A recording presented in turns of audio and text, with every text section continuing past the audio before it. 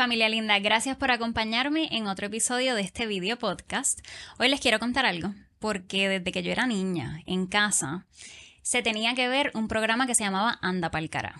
Si Anda Pa'l Cara estaba en televisión, había que cambiar el canal para ver Anda Pa'l Cara. Veíamos los rayos gamma, mi mamá era fan de los rayos gamma, así que yo jamás me iba a imaginar que yo iba a decir algún día que yo soy amiga de Silverio Pérez. Y conmigo está Silverio Pérez. Silverio, bienvenido.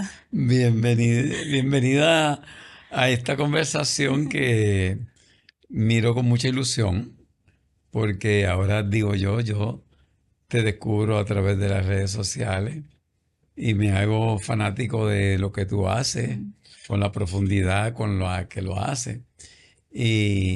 Y digo, caramba, me encantaría conocer a esa joven en algún momento, así que mira para allá. Para mí es un honor saber eso. Así que, y es bien loco porque en Puerto Rico, yo me fui como por 10 años para Estados Unidos. Regreso a Puerto Rico y yo digo, Dios mío, pero es que aquí todo el mundo se conoce. O sea, uno piensa, Silverio Pérez, esta estrella que yo he visto toda la vida en televisión, pero estoy como a 2 grados de Silverio. Yo conozco a alguien que conoce a Silverio. Claro. Entonces yo digo esto y la gente dice, sí, como que es bien normal. Y yo como estuve afuera, yo no, pero es que esto es bien loco. Aquí es la misma gente. Sí, en Puerto Rico hay una familiaridad que yo creo que tiene que ver con la isla, con el concepto de isla. Y es donde, por lo menos yo siento que la gente me trata como si fuera familia. Paso por algún lugar, y la gente se te acerca y te saluda y te dice algo de lo más normal. Yo no siento esa distancia que usualmente tiene la gente del artista. Y a mí me parece eso bien chévere. Sí. Porque a mí me parece ridículo que en muchas ocasiones los artistas pasan toda su vida tratando de que la gente los reconozca. Y cuando la gente empieza a reconocerlo, pues entonces se ponen gafas para que no los reconozcan. Se crea esa distancia. Sí, no, a mí no me gusta eso. Sí. Y me disfruto mucho esa cercanía. Sí. Qué bueno, pues Silverio, muchas gracias por decir que sí a esta entrevista. Primero tengo que preguntar si te puedo tutear. Claro. Porque si mi papá ve esto, me va a regañar por tutearte, pero que quede claro que Silverio me dio permiso. Porque yo te he visto toda la vida, yo siento que te conozco, pues por eso siento esa familiaridad. Vamos a hablar de muchas cosas hoy, te quiero hacer muchas preguntas, pero yo siento que tenemos que empezar hablando de la situación política del país. Yo creo que en muchas elecciones decimos, esta es una elección histórica. Creo que muchas veces se dice eso, pero esta vez lo que es indudable es que se está viendo un cambio en el electorado. Y pues yo lo que tengo son 34 años, pero a través de mi vida yo he visto ese cambio de si en Puerto Rico toda la vida los partidos políticos han representado una preferencia de estatus y la gente votaba en base a eso. Yo creo que ahora, en las últimas 3, por lo menos en las últimas 2 elecciones y en esta, la gente se está empezando a separar de eso. ¿Lo ves así? Sí, yo creo que aquí ha ocurrido un cambio desde hace ya muchos años, pero se ha visto con mayor énfasis desde que se desmorona el concepto del Estado Libre Asociado como el estatus oficial de Puerto Rico, el que proveyó desarrollo económico, con la llegada de la Junta de Control Fiscal y el que Puerto Rico se haya ido a la quiebra. Me parece que eso es un cambio de paradigmas. Le toca entonces a un joven que hereda el apellido de su padre para gobernar. Viene el huracán María y me parece que son todas unas circunstancias históricas que se van dando que hacen que las elecciones, tanto del 2016 como las del 2020, sean atípicas y producen un fenómeno que podríamos observar en el 2024. Y sí, yo creo que inevitablemente van a ser históricas, porque si Jennifer González ganara, sería la primera vez en muchos años, bueno, desde Muñoz Marín, que se repite un mismo partido en 3 cuatrienios distintos. Eso sería histórico. Ocurre también que por primera vez, tal vez, el Partido Popular Democrático en su historia llega tercero. Y si eso fuera así, sería histórico también el que una persona identificada como independentista llegara segundo en unas elecciones. Así que estamos ante tres hechos posibles, históricos, que lo que nos indican es lo que en tantas ocasiones la historia nos enseña, que los partidos políticos y la historia es un ciclo. Y creo que estamos ante un ciclo que podría realmente tener su efecto final en el 2028. ¿Tú has endosado o expresado públicamente tu apoyo por un candidato? No, no lo he hecho, pero no escondo mis preferencias políticas.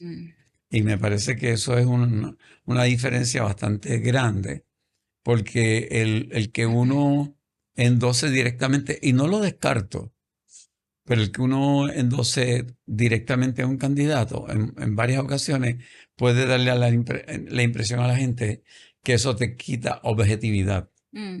Y en mi trabajo yo trato de atesorar esa visión objetiva, aunque sea dentro del marco de unas ideas que comparta con un partido político o con un candidato.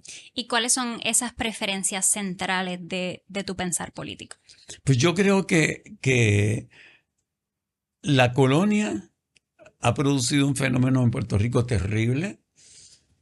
El colonialismo no es simplemente un estatus, colonialismo es un efecto psicológico.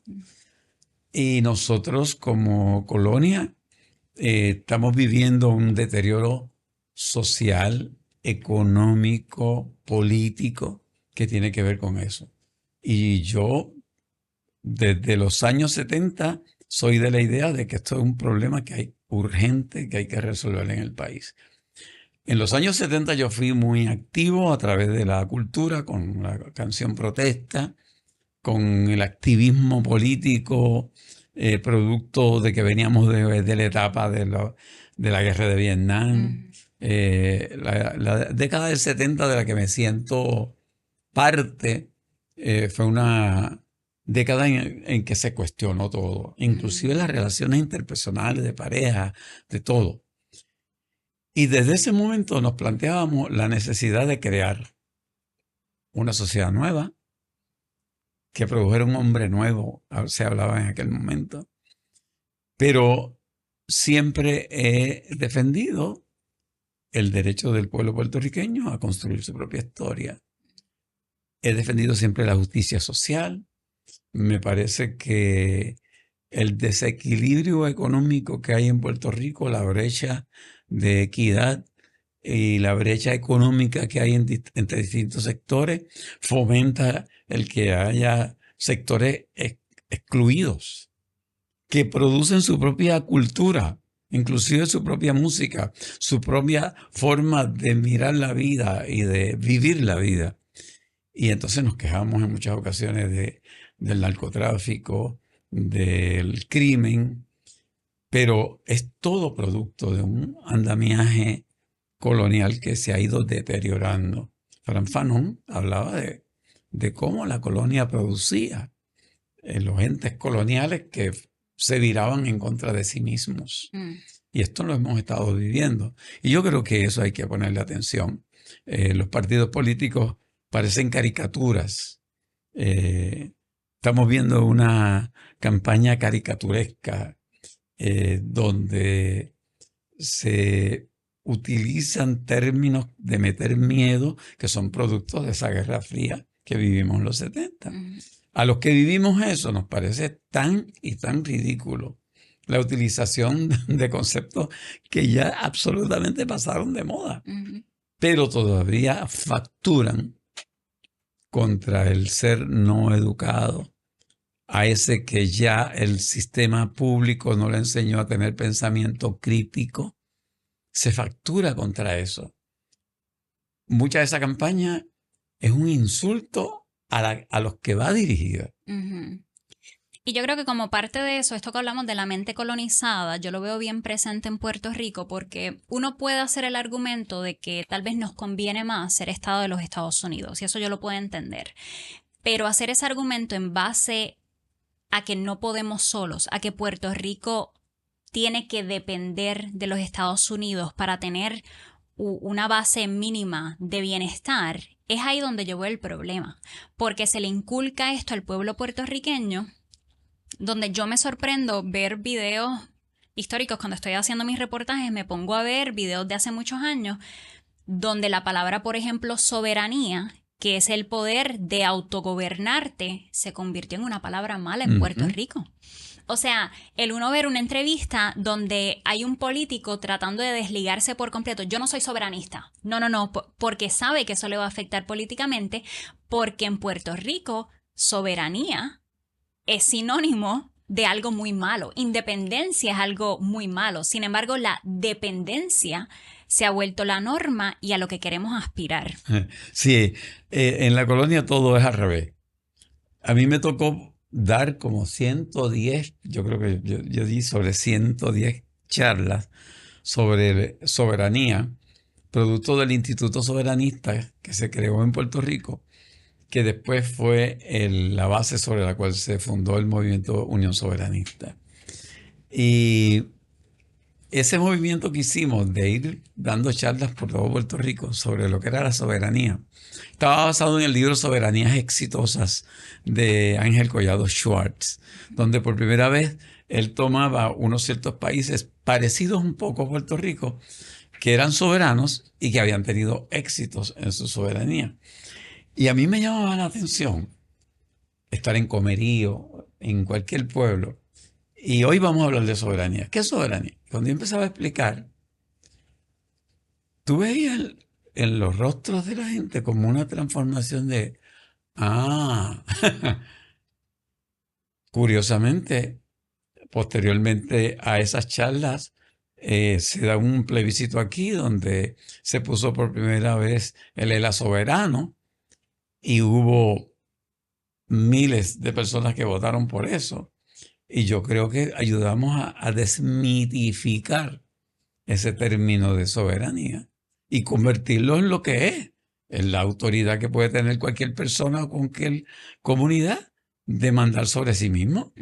Uno de los ejemplos que a la gente le llamaba mucho la atención era el yo decir que elementos que unimos a la independencia, tener control de la moneda, de entrada y salida del pasaporte, de comercios internacionales, que usualmente se vinculan con la independencia. Los países europeos habían entregado parte de esos poderes para crear la Unión Europea, pero la soberanía no la habían entregado. La decisión de ellos de en cualquier momento salirse de esa unión. Y eso le hacía más sentido a la gente de lo que era la diferencia entre independencia y soberanía.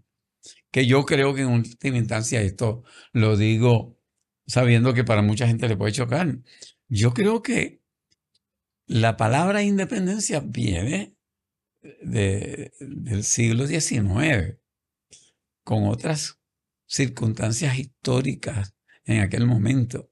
Y me parece que en estos momentos todos los países son interdependientes y que lo que los caracteriza es su soberanía, su capacidad de tomar decisiones que vayan basadas en las necesidades de ese país.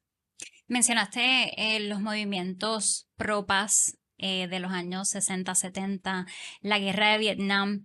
Yo he estado mirando esto y estudiándolo mucho porque este tema de Palestina, o sea, me ha estado volando la cabeza. Es la primera vez en mi vida donde por lo menos estoy suficientemente consciente como para ver un abuso de poder tan craso, injustificable, pero que intenten justificarlo. Entonces veo que quien está cargando esa conciencia es el estudiantado de los Estados Unidos en las universidades, diciendo, mira, no, yo estoy dispuesta a arriesgar mi carrera y todo porque yo no puedo vivir en un país que está apoyando la matanza de bebés en un país como Palestina. Entonces, me gustaría saber, cuando ves esto, cuando ves lo que está sucediendo, ¿qué recuerdos te trae y qué te hace pensar? La foto de la masacre de My Lai, aquella foto de unos niños corriendo, espantados por unas explosiones que se notaban detrás de ellos.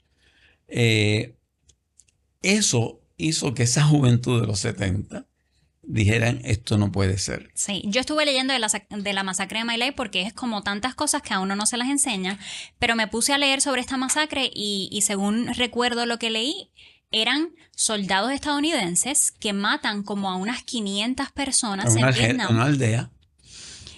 Violan, matan, entonces sucede esto, pero como siempre tratan de esconderlo del pueblo de los Estados Unidos para que no se enteren. Y recuerdo que el periodista que lo descubrió estaba escuchando un podcast que decían que los medios no lo querían publicar. No tenían interés, decían, no, es que a los americanos no le importa. Tal y como pasa ahora, que los medios estadounidenses son muy cuidadosos de no publicar las barbaridades que están ocurriendo en Palestina. Tratan de sofisticar, y así se hacía. Pero la juventud en aquel momento, como está haciendo la juventud en este momento, no han sido tímidos en denunciar esas masacres que ocurrieron antes y ahora. Y me parece que el cambio de paradigma que hemos tenido a través de la tecnología hace más posible ahora que antes el que se pueda denunciar eso. Y eso es lo que yo encuentro fascinante también, me horroriza, porque por una parte uno ve la historia de Vietnam y uno dice la información estaba muy controlada y limitada. Hoy día lo estamos viendo en tiempo real, pero lo que no entiendo es cómo simultáneamente lo vemos en tiempo real, pero creo que la gente también está sintiendo esta falta de poder. Este powerlessness, lo estamos viendo, sentimos este coraje, no podemos hacer nada, bueno, pues entonces nos agotamos y miramos para otro lado. Y lo he notado porque yo creo contenido y yo veo como al principio la gente estaba escandalizada de que esto pudiera estar sucediendo. Al ver que continuaba y que no lo pudieron detener, ahora la gente se molesta conmigo de que yo hable del tema. Ahora la gente me dice, deja de hablar de eso.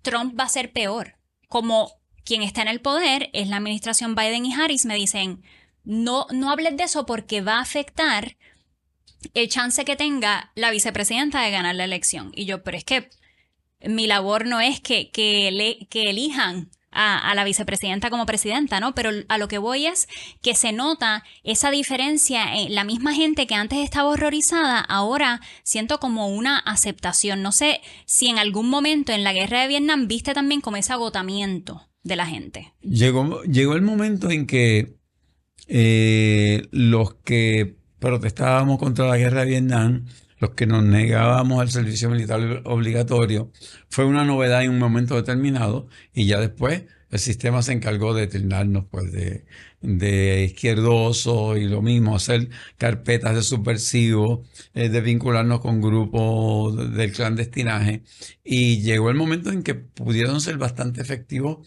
en neutralizarnos, que es lo que se está viendo en este momento, un intento de neutralizar eso, sobre todo en la época de elecciones.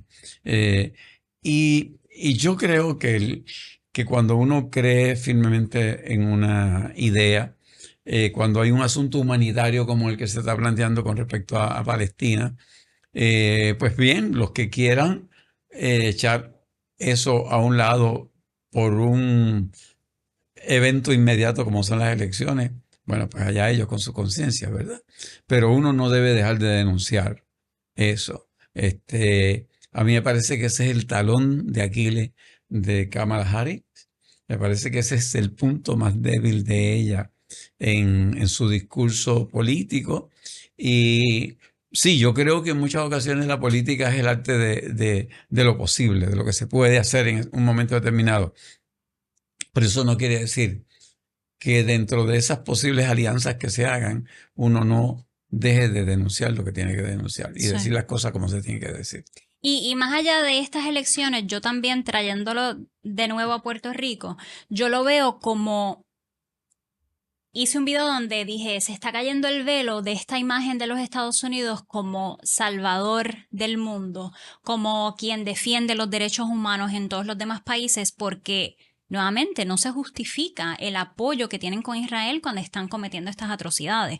Entonces creo que en Puerto Rico es la oportunidad de que el pueblo vea lo que verdaderamente está sucediendo y de lo que los Estados Unidos es capaz de hacer. Sin embargo, veo que eso no es parte de la conversación en Puerto Rico, en los medios.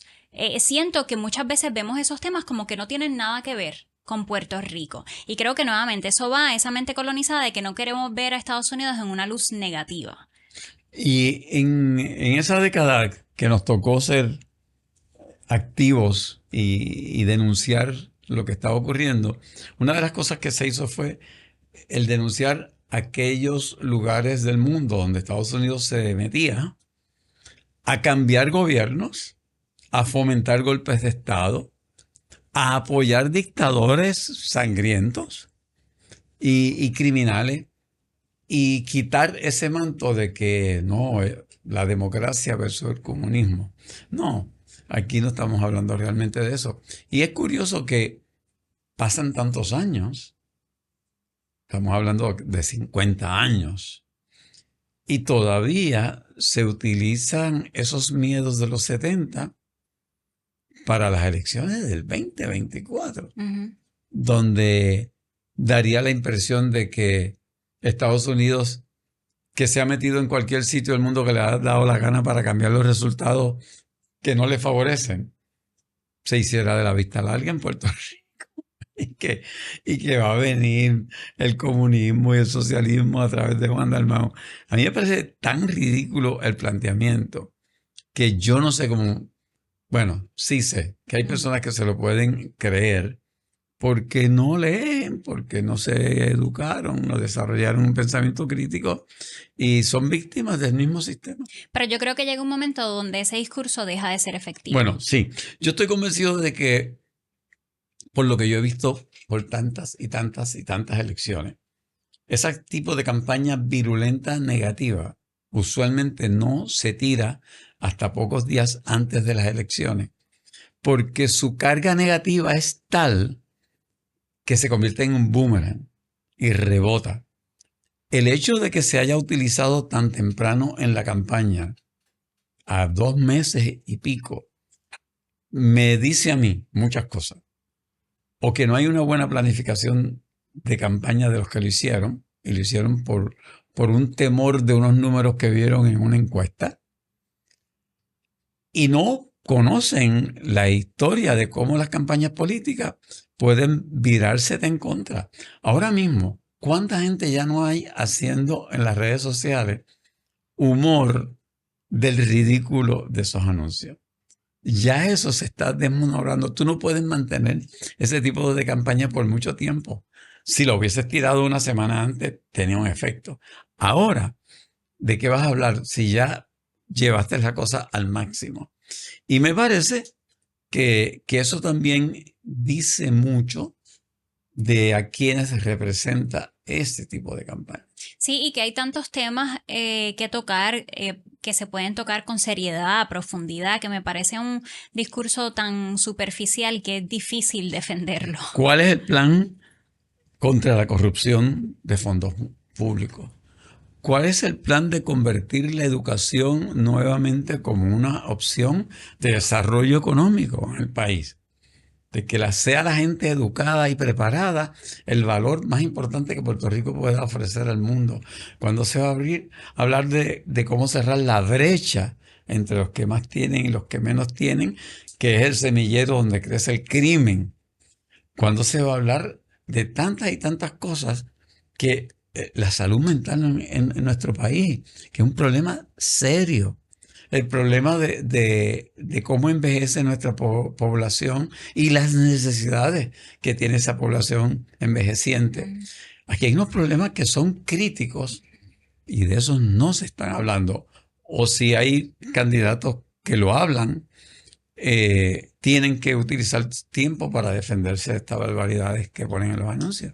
¿Cuál ves como la responsabilidad de los medios? Yo tengo todas mis críticas, que hablo a menudo de la manera en que los medios locales de Puerto Rico tratan estos temas, pero me gustaría saber tú, como alguien que ha trabajado en los medios por mucho tiempo, si has visto algún cambio a través de los años, si ves alguna mejora o si tienes ciertas frustraciones con cómo se llevan estas conversaciones. Yo creo que ha empeorado. Yo creo que la noticia se ha convertido en un producto de venta. Yo tuve la oportunidad de hablar con una persona en la dirección de noticias de un canal que en un momento determinado trabajó conmigo en producción, y de tener la confianza de decirle, ¿cómo es posible que llenen los primeros 15 minutos de un noticiario de los asesinatos del día? Búscame los asesinatos del día y organízamelo en orden de morbosidad para llenar los primeros 10 minutos del noticiario, sin la mínima conciencia de que tú estás normalizando una situación anormal. Y cuando tú lo pones como lo que sucedió, y está la mancha de sangre y el cuerpo del que mataron un poco con un blur, y de pronto tú estás creando una película de entretenimiento que hace que la persona que lo esté viendo sienta que eso es normal. Y entonces no hay una reflexión crítica sobre eso. Entonces de pronto hay un titular, yo le decía a esta persona, ¿cómo tú vas a decir que el titular es que una pelea por una planta eléctrica culmina en un asesinato? No tiene que ver con la planta eléctrica, tiene que ver con el manejo del coraje, con inteligencia emocional. Y en la medida en que el periodista no entre en esa diferenciación, cae en lo mismo que se está haciendo. Y de pronto las noticias, la política, hay una maripilización de la noticia y de lo que se está sin escrúpulo. Entonces, ¿qué pasa? Buenos periodistas, porque me consta que son buenos periodistas, llega el momento en que se tienen que adaptar a esa superficialidad de la información. Claro, porque yo lo he visto, o sea, tú llegas a la reunión editorial y tú das tu pelea. Esto es lo que yo quiero cubrir y así lo quiero cubrir. Pero llega un momento que el jefe dice, esto es lo que vamos a cubrir y eso es lo que tienes que salir a cubrir. Entonces, y yo entiendo y respeto a los periodistas que todavía están dando la pelea porque necesitamos gente que está ahí adentro todavía. Pero a veces uno tiene que hacer el cálculo de, pues, hago un reportaje a la semana o un reportaje al mes que siento que vale la pena, el resto del tiempo tengo que hacer lo que tenga que hacer para llenar el espacio. Pero siento yo que muy similar a lo que estábamos hablando de la política, llega el momento donde eso deja de ser efectivo, porque estamos teniendo una generación que tiene opciones, no tiene que ver tu noticiero. Entonces, cuando hay esa opción de ver algo que te dé contexto, profundidad, que opten por un reportaje que sí, que es más complejo, que toma más tiempo, pero que ofrece valor a la audiencia, pues la gente va a ir a ver eso. Porque para qué ver la morbosidad de todas estas noticias, ver asesinato tras asesinato, sin un análisis como el que tú mencionas, un poco más profundo. Y yo pienso en esto todo el tiempo, ¿por qué no tenemos esas conversaciones de cuál es la causa de raíz de estos temas? Y creo que lleva, sin que ellos lo sepan o se den cuenta, a la inoperancia de los medios de comunicación tal y como los conocemos. Porque va a llegar el momento en que ya tú te habrás dado cuenta que a través de los canales de personas influencers que tienen una cierta conciencia, se están discutiendo esos temas, se están haciendo entrevistas en una forma diferente, y yo creo que estamos en la antesala. Puede tomar 4 años, puede tomar 6, en que la televisión como la conocemos, los noticiarios como los conocemos, van a pasar a mejor vida. No van a tener la relevancia que tienen ahora y que ya es mucho menos de lo que tenían antes. Sí. Vamos a pasar a temas un poquito más light. Yo quiero saber, y eso lo hablábamos cuando nos reunimos, de cómo utilizas la comedia para hablar de temas que son difíciles, pero de una manera más jocosa y amena. Es algo que has estado haciendo toda tu vida. ¿Cómo ves esta etapa de tu carrera? ¿Cómo logras eso? A mí me sorprendió de que un canal de televisión me llamara para yo hacer 2 segmentos a la semana de sátira. Pero por otro lado, me doy cuenta, ya cuando los llevo haciendo ya como por 3 meses, que de pronto el humor para tratar una noticia crea una cierta complicidad. El humor siempre crea complicidad. Cuando 2 personas se ríen, aunque no se conozcan, hay una complicidad ahí del objeto de lo cual se ríe. Y entonces, yo, por ejemplo, tratando esta semana el asunto del caos que hay en la Comisión Estatal de Elecciones, utilizaba una canción que todo el mundo sabe, aunque es viejísima, que es Guantanamera. Entonces, utilizaba la parodia, que es utilizar la armonía parecida y el corillo parecido, pero para decir lo que tú quieres. Y entonces cantaba, que salpa afuera, señores, que salpa afuera. Lo tengo por aquí. Para inscribirse desaniman a cualquiera. Entonces, cantaba los versos y entonces el resto del elenco del canal se pone a bailarlo. Ni la pava ni la palma quieren que la juventud ejerza el derecho al voto. Eso bien lo sabes tú. Y para desanimarlo permiten el revolú. Que salpa afuera, señores, que salpa afuera. Para inscribirse desaniman a cualquiera. Estoy diciendo una barbaridad ahí, en términos de que la gente que tiene la responsabilidad de hacer que esto sea una democracia, donde se ejerce el voto, hacen lo posible porque eso no ocurra y que se favorezca o a un partido o a una élite. Pero si la gente pues como que lo canta y lo baila, entra como por otro lado del cerebro y no le resulta ya tan amenazante como para trancarse. Y Eddie López, que es un periodista, San Juan Star, que fue el fundador de los Rayos Gamma, él sabía ese arte de cómo decir cosas difíciles y ponerle el humor. De hecho, el título Los Rayos Gamma es un ejercicio de humor, porque él tenía cáncer y lo estaban tratando con rayos gamma.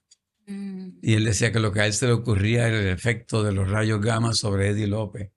Así se llamaba nuestro espectáculo inicialmente. Él muere 6 meses después de yo conocerlo. Y 9 años después yo decido reunir a los que fuimos integrantes del grupo y decirle, vamos en honor a Eddie, llamarle los rayos gamma. Wow. Solamente. Y yo aprendí de algo.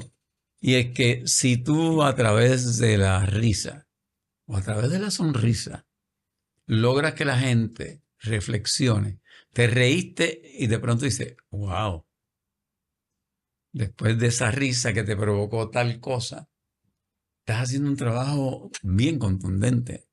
Y por eso la sátira, la caricatura, ese tipo de cosas han sido tan efectivos en uno poder decir cosas que de otra forma resultarían un poco fuertes, pero a través de eso se dicen cosas bien fuertes.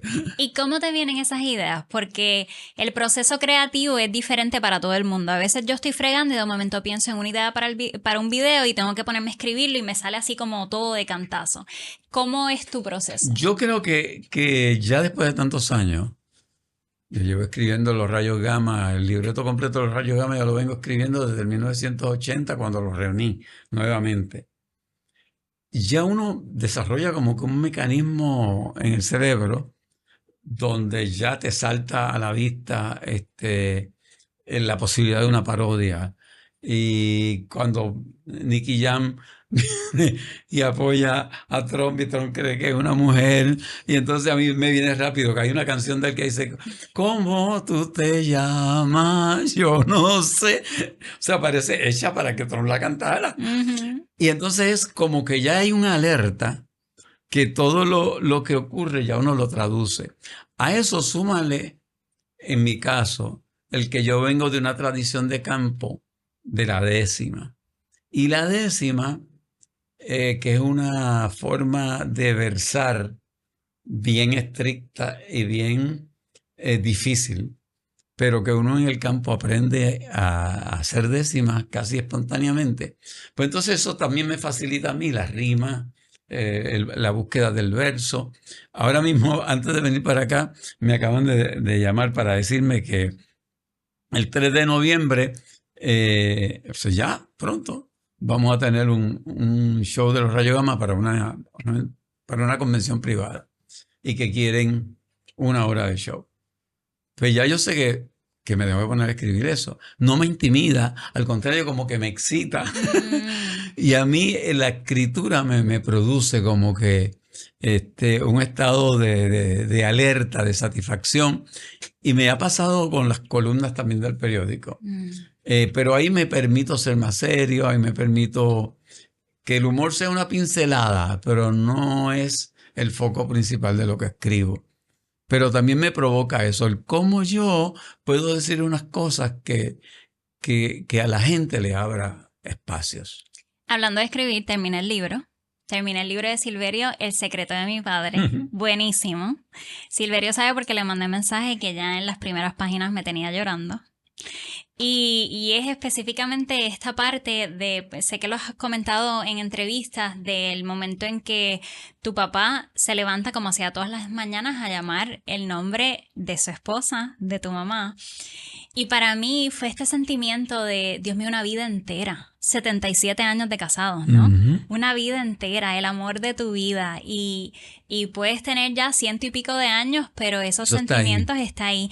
Y ella está encamada, pero lo que me pasaba por la mente es que uno nunca está listo para ese momento, para despedirse.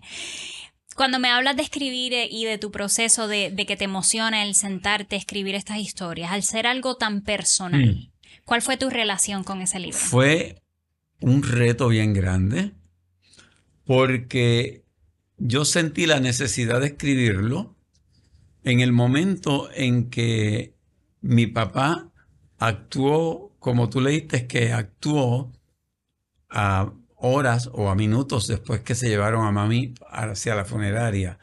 El rito que él espontáneamente desarrolló de cambiar el cuarto, de cambiar fotos, de todo, fue como un instinto para proteger su duelo. No estoy preparado todavía para este duelo, déjame hacerlo de cierta forma. Cuando él hizo eso y mi hijo me contó cómo él lo hizo, yo dije, esto hay que contárselo a la gente. Pero ¿cómo se lo cuento? Y entonces de pronto me doy cuenta que el título hacía tiempo que la gente me lo venía repitiendo. Cada vez que salía algún video de papi que yo hacía a través de Facebook, la gente, cuéntame, ¿cuál es el secreto de tu papá? El secreto de tu papá, el secreto de tu papá. Pero fue distinto el ponerme a escribirlo, porque yo veía la imagen de lo que yo quería contar, pero yo decía, yo no lo puedo contar en primera persona, porque somos 14 hijos, y no me quiero abrogar ese derecho de yo contar la historia de ellos desde mi única perspectiva. Pero por otro lado, si yo no lo escribo, ¿quién lo va a escribir? Y entonces, esa imagen de él despertándose por la mañana, abriendo sus párpados, buscando ubicarse de qué día es hoy, porque él tenía esa obsesión, mira la hora, y eso hay que describir. Ok, eso lo va a describir un narrador omnisciente en tercera persona. Y me di cuenta que ese era mi mecanismo para también distanciarme emocionalmente de lo que iba a contar. El utilizar un narrador en tercera persona, el omnisciente ese que se mete en la cabeza y sabe los pensamientos y sabe todo. Y me di cuenta que eso me facilitaba el contar la cosa y me permitía que en algún momento yo fuera uno más de las voces que hablaban de su experiencia, de mis hermanos. Pues a mí me tocó saber de la muerte de mi mamá cuando yo estaba terminando el Camino de Santiago. Y ahí lo puedo contar en primera persona y puedo desbordarme en los sentimientos que sentí en ese momento. Pero el narrador vuelve a tomar control. Para mí fue un ejercicio maravilloso. Qué lindo. Fue un ejercicio maravilloso.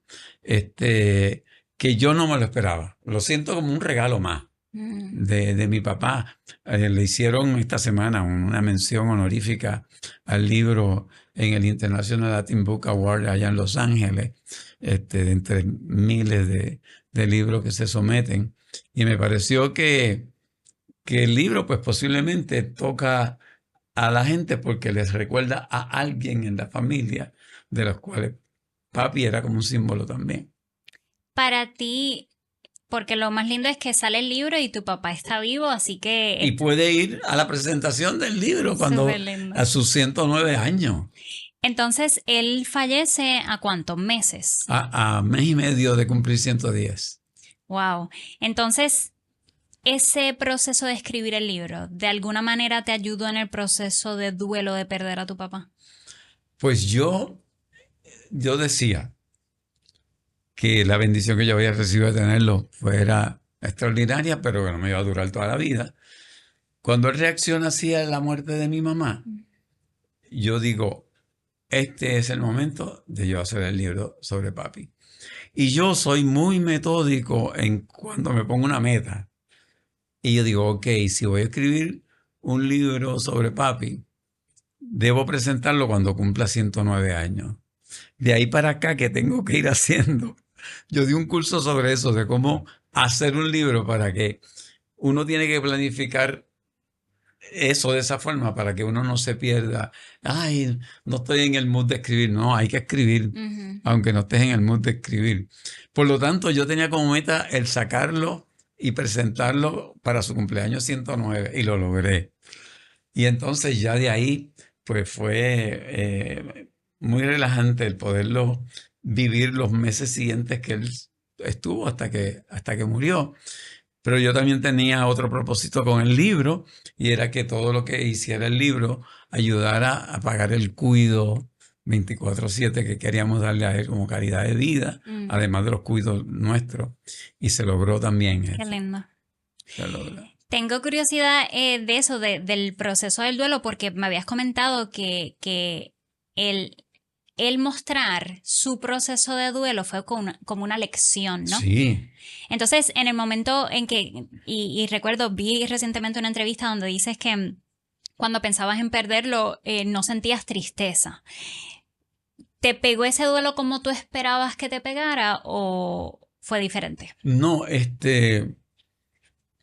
yo estaba consciente de que mi cercanía con él me iba a producir, cuando ya no estuviese, una especie de vacío, pero no iba a estar acompañada de esa tristeza dolorosa, que en muchas ocasiones el dolor tiene que ver con que me recrimino el tal vez no haber hecho tal o cual cosa. Yo me sentía súper satisfecho, como los hermanos que estuvieron ahí, las hermanas, de todo lo que habíamos dado por papi y por mami. Pero el sentido de orfandad no te lo quita nadie. O sea, es como si en un momento determinado tú sintieras que había un cordón que te ataba con unas personas y se cortó. Y ahora tú eres el primero de esa nueva red.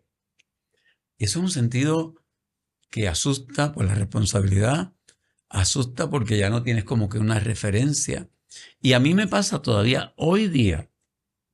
Salgo de donde vivo y estoy planificando mi día y el cerebro inmediatamente como que separa un espacito para decirme, para pasar por en casa de papi y mami. Aunque ya ellos no estén, hay todavía en el cerebro esa reacción espontánea a que hay un vínculo ahí. Y he notado que en muchas ocasiones el recurrir a la imagen de ellos, y hay una misma imagen, mi mamá con una sonrisa y una tranquilidad y una paz dramática que ella siempre proyectaba, y papi con una sonrisa media pícara.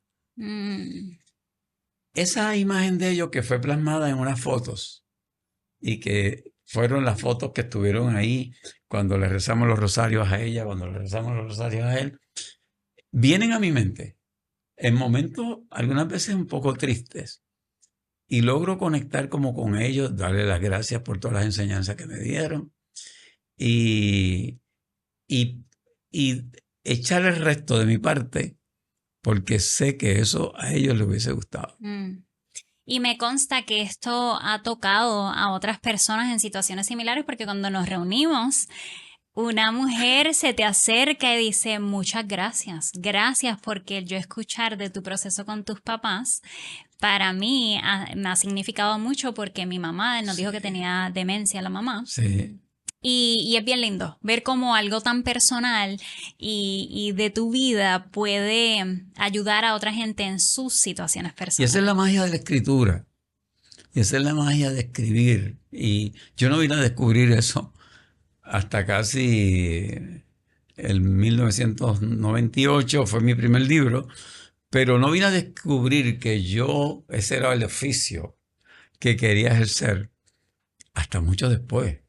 Creo que ya yo había escrito, o ya habían publicado 4 libros, yo todavía no me sentía escritor. Es después que asumo como que sí, esto es lo que me gusta, esto es lo que quiero hacer.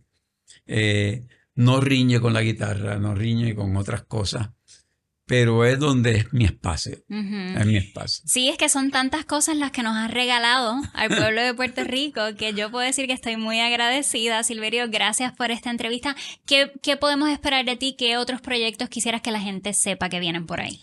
Pues uno de los libros más significativos que yo he escrito por la reacción que he tenido sobre todo de gente joven es el libro de historia en la vitrina rota, que es la historia de Puerto Rico que a mí me surge contar cuando en el 2016, pero ya yo lo presentía en el 2014, se iba a ir el país a la quiebra. Y yo me decía a mí mismo, ¿qué carajo pasó aquí? Entonces, yo tengo que buscar las respuestas y compartirlas porque mucha gente se va a preguntar lo mismo. Y ahí empiezo un loco proceso de lectura, de investigación, hasta que logro publicar el libro en el 2017 y el libro se convirtió en un libro que consumieron muchos jóvenes, sobre todo universitarios. Y entonces, pues, lo que quisiera ahora son 2 cosas. Quisiera hacer un audiolibro de ese libro, pero con sonidos de la época que se convierten en una especie de documental sonoro, que el que lo esté escuchando se pueda ubicar oyendo un pedacito de la voz de Albizu Campos o de Luis Muñoz Marín o de la orquesta de Rafael Muñoz en el Escambron Beach Club. Cosas que te ubiquen en espacio y tiempo y que te produzcan una experiencia diferente al escuchar esa historia de Puerto Rico. Quiero ese proyecto también, en la medida de lo posible, hacerlo lo más accesible posible a todo el mundo. Y a lo mejor convertirlo luego también en un podcast. Y tengo la misión de publicar, no he empezado a hacer una línea todavía, pero quiero publicar en el 2026 la segunda parte de La Vitrina Rota, que ha pasado en Puerto Rico a 10 años del reinado de la Junta de Control Fiscal luego de la quiebra en Puerto Rico. Wow. ¿Qué se ha logrado en 10 años? ¿Se ha logrado algo? ¿Realmente ha sido efectiva la Junta? ¿Cuál ha sido ese Puerto Rico que ha emergió de todo este proceso post-María, cuando se votó por primera vez de la fortaleza a un gobernante, la pandemia, los temblores? ¿Qué ha pasado con ese Puerto Rico en 10 años? Yo creo que hemos vivido 10 años que valen como por 40. Y pues quiero contar eso. Lo esperamos con ansias. Muy emocionante esas cosas que estás preparando, así que vamos a estar muy pendientes. Gracias, Silverio, otra vez. Gracias a ti. Por estar aquí, por esta conversación. Jóvenes como tú me dan una tremenda esperanza. Y yo creo que no solamente a mí, a tantos y a tantos que amamos y pensamos el país. El ver personas como tú, con un talento y con un compromiso tan grande, de verdad, que nos hace sentir de que hay esperanza. Muchísimas gracias. Y gracias a ustedes, familia linda. Nos vemos para el próximo.